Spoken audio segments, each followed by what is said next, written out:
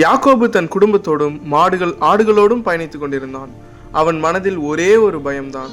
பல ஆண்டுகளுக்கு முன் தன்னை கொல்ல நினைத்த சகோதரன் ஏசாவை இப்பொழுது நேருக்கு நேர் சந்திக்க வேண்டிய சூழ்நிலை.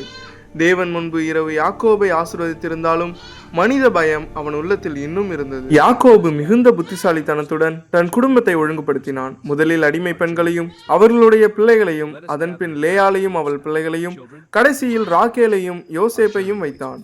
தானோ எல்லோருக்கும் முன்னால் சென்று ஏசாவை சந்திக்க தயாரானான்.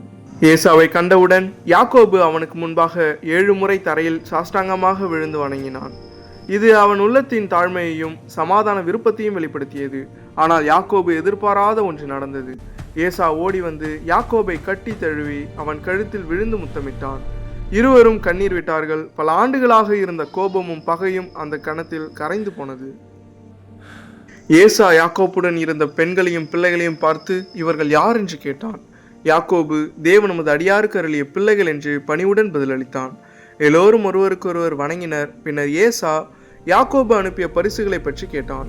முதலில் அவை வேண்டாம் என்று சொன்னாலும் யாக்கோபின் வற்புறுத்தலினால் ஏசா அவற்றை ஏற்றுக்கொண்டான். யாக்கோபு ஏசாவிடம், உமது முகத்தை பார்ப்பது தேவனுடைய முகத்தை பார்ப்பது போல் எனக்கு தோன்றுகிறது.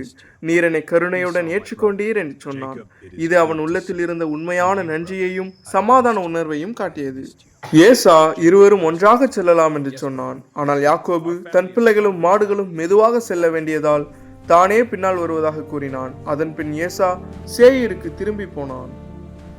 யாக்கோபு சுக்கோத்துக்கு சென்று அங்கே தன் குடும்பத்துக்காக கூடாரங்களை அமைத்தான். பின்னர் கானானின் தேசத்தில் உள்ள சீகேம் நகரத்திற்கு பாதுகாப்பாக வந்து சேர்ந்தான். அங்கே அவன் கூடாரம் அமைத்து ஒரு பலிபீடத்தை கட்டி அதற்கு இஸ்ரவேலின் தேவன் என்று பெயரிட்டான். இந்த அதிகாரமானது பகைமை இருந்த இடத்தில் தேவன் சமாதானத்தை உண்டாக்குவார் என்பதையும், தாழ்மையும் மன்னிப்பும் வாழ்க்கையில் மிகப்பெரிய மாற்றத்தை கொண்டு வரும் என்பதையும் நமக்கு கற்றுக் கொடுக்கிறது.